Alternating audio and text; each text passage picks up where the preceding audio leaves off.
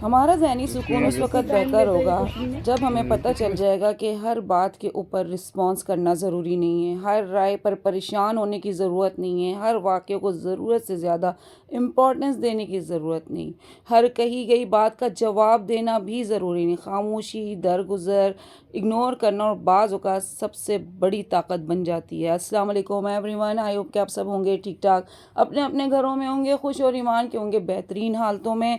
आज की वीडियो बहुत इंपॉर्टेंट होने वाली है, लेकिन सबसे इम्पॉर्टेंट चीज़ जो मैं आपको बताने लगी हूँ ये था, आज सारा का सारा हम गए हुए थे कार्निवल बहरिया टाउन और वहाँ पे अंदर हमने जाना था यम यम, क्योंकि जी कोई रमज़ान से 2-4 महीने पहले हर कोई ये कहे कि जी हम गए थे हॉट पॉट खाने।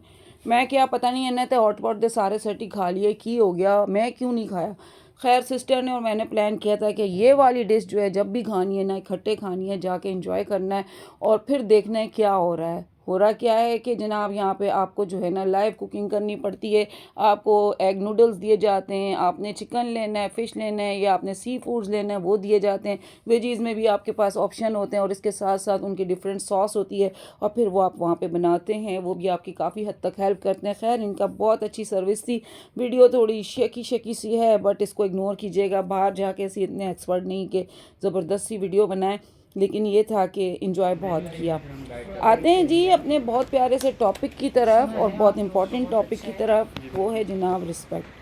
सेल्फ रिस्पेक्ट हो या कोई आपको दूसरे लोगों की तरफ से आपको इग्नोरेंस मिले, लोग कहें कि जनाब एदे विच कुछ भी नहीं है, एदी की इज़्ज़त करनी है, यहाँ पे आपको बहुत कुछ करना पड़ता है, यहाँ पे आपको बहुत सारी चीज़ें सीखनी पड़ती हैं। जी जनाब, तो रिश्तेदारों से इज़्ज़त करवाने के कैसे मंसूबे, मैं तो तरीके नहीं सिखा सकती, मंसूबा ही होता है जो हम लोग बैठ के सारा दिन बनाते रहते हैं। लोगों से अपनी इज़्ज़त करवाने के लिए क्या क्या पापड़ बेलने पड़ते हैं। इज़्ज़त करना, इज़्ज़त करवाना आपकी बड़ी कामयाबी होती है। एक पश्तो का एक ज़बरदस्त सा मुहावरा था और सुना पश्तो में ही था कि because I belong to Pathan family, right.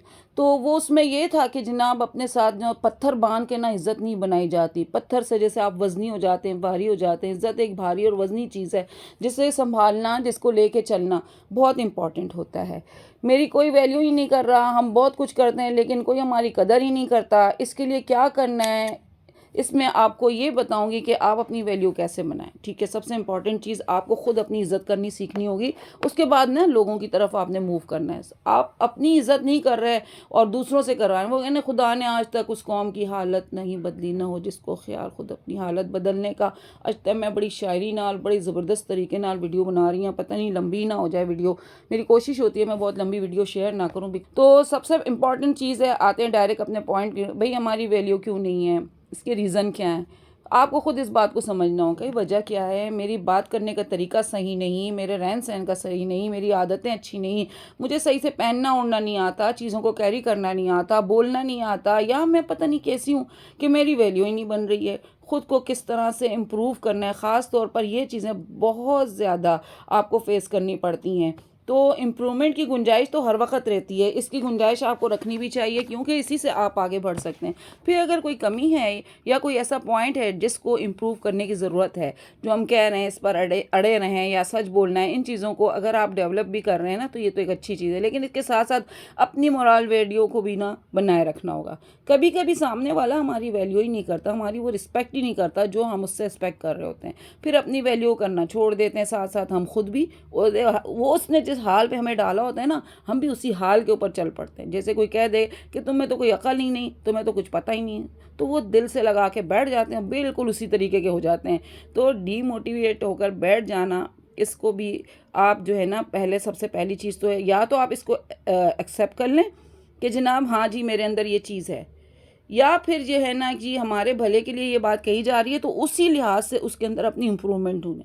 जब सुई कपड़े पर चलती है तो एक शानदार ड्रेस तैयार होता है। अब इसी तरह से चुभने वाली जो बात होती है ना, उसको हेल्दी वे में अगर आप ले जा रहे हैं तो आपको बड़ा फ़ायदा होगा। अपनी ज़िंदगी का जो रिमोट है दूसरों के हाथों में ना दिया करें, किसी को भी अपना बॉस ना बनाएं, किसी की दी हुई राय में चलना, कैसे किसी ने कह दिया कि जी ऐसे तो आप भी कहें वैसे ही ना, जी चल कैसे वाले तो बहुत आपको कहते रहेंगे ना। इसमें एक बात जो हम हमेशा दूसरों के लिए अवेलेबल रहते हैं ना, इससे बचना पड़ेगा, इस पर कंट्रोल करना पड़ेगा। हर किसी का दिल रखने के चक्कर में रहते हैं, अपने दिल का क्या होगा, तोड़ा की इलाज करेगा कोई, तुसी जो है सारा दिन डॉक्टर बन के ना दूसरों के दिल का इलाज करते फिर रहे हो, चक्कर में रहे हैं कि भाई अपने दिल का क्या होगा। फिर वहाँ जब रिस्पॉन्स नहीं आता तो दुख और गम लेकर बैठ जाते हैं, और फिर इस गम का कोई इलाज नहीं है जनाब।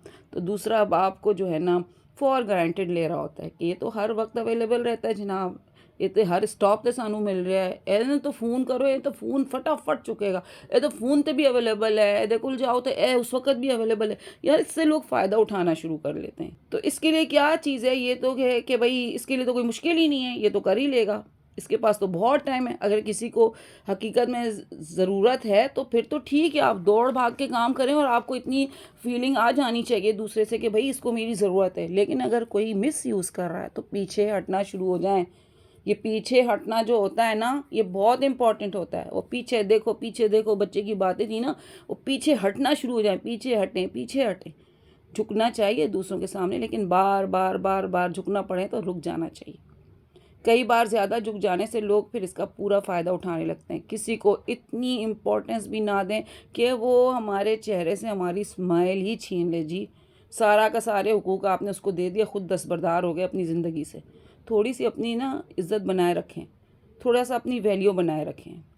डिस्टेंस जो है ना मोस्ट इम्पॉर्टेंट होता है, इसको मेंटेन करा करें। हर वक्त चिपकू ना बना रखें, ये तो हर वक्त ही चिपका रहता है, पीछा ही नहीं छोड़ता। तो डिस्टेंस रखें, आप देखें आपको कितना फ़र्क पड़ेगा। समंदर का पानी अगर खारा ना होता ना तो ये सारे लोग इसको भी पी जाते। इस समंदर भी हमें नज़र ना आता। मतलब मिजाज में थोड़ी सी सख्ती तलखी ज़रूरी है। दूसरा पॉइंट जो सबसे इम्पॉर्टेंट आता है वो ये कि हमें दूसरों की वैल्यू भी करनी पड़ेगी। आप खुद देंगे वही आपको रिटर्न में मिलेगा, लेकिन आगे वाले भी आप देखेंगे लोग आपको कौन से मिले हुए।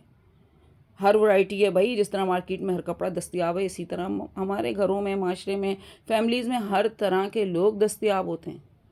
तो वहाँ पे आपको किस तरीके से रिस्पॉन्स करना है, किस तरीके से आपने काम करना।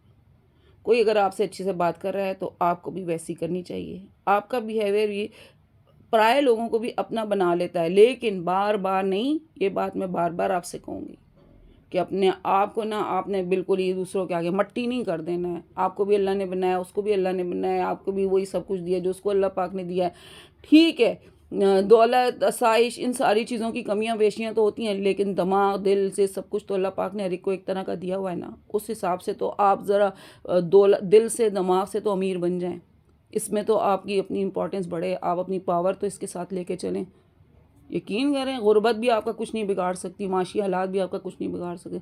अगर आप अपने अंदर ये कॉन्फिडेंस लेंगे, दुनिया आपकी इज़्ज़त करेगी। अगर आप ये समझेंगे हाँ ते तुसी ते दुनिया वेले फारे कुछ भी नहीं, मैं तो कुछ भी नहीं हूँ, मेरे अंदर तो इतनी कमियां हैं, मेरे पास तो ये भी नहीं वो भी नहीं, इसी चक्कर में आपकी आधी ज़िंदगी ख़त्म हो जाएगी। और वो दुनिया में जो दुनिया जो है, लोग जो है ना जिस तरह अपनी इज्जत बनाए फिर रहे हैं, उनको देख देख के आप सड़ते रहेंगे, बोलेंगे यार मैं तो कुछ कितना ही नहीं, लोगों को देखो कितने चले गए। हालांकि उनके हालात भी सेम आपकी तरह होते हैं। सिर्फ और सिर्फ तरीक़ेकार होता है दुनिया में लोगों के पास ना, वो अपनी ज़िंदगी को किस तरीके से गुजार रहे हो। अपने लिए टाइम जो है ना सबसे इम्पॉर्टेंट चीज़ जो है ना, वो आपको वैल्यूएबल बनाता है।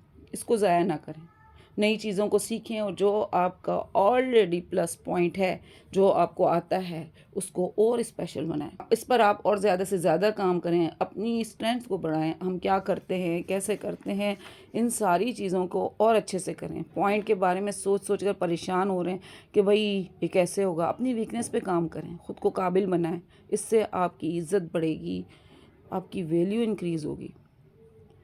दूसरों को वैल्यू प्रोवाइड तो करनी है, मतलब किसी को गाइड कर लिया तो कर सकते हैं, जहाँ भी जब भी किसी को ज़रूरत है ये मौका ना छोड़ें। इससे आपको ख़ुद की वैल्यू महसूस होगी। अपने लिए फ़ील करें इस चीज़ को कि आपके पास ये इन्फॉर्मेशन है, आप दूसरों को इसी चीज़ करा सकते हैं। आप अपनी वैल्यू देख रहे हैं ना कि आपकी क्या वैल्यू है, उससे आपको फ़ील होगा जनाब मैं भी कोई चीज़ हाँ। जब भी अलग अलग तरीके से मुख्तलिफ मौके आते हैं, अपॉर्चुनिटी को कभी नहीं छोड़ा करें। ठीक है, ख़ुद को खुली किताब नहीं बनाया करें, हर वक्त हर किसी के साथ अपने इमोशनली इन्वॉल्व ना हो जाया करें। ठीक है, और अपने बहुत सारे सीक्रेट्स होते हैं आपके, वो हर वक्त हर एक के साथ ना शेयर करें। ये समझें आपने अपनी वीकनेस शेयर कर दी।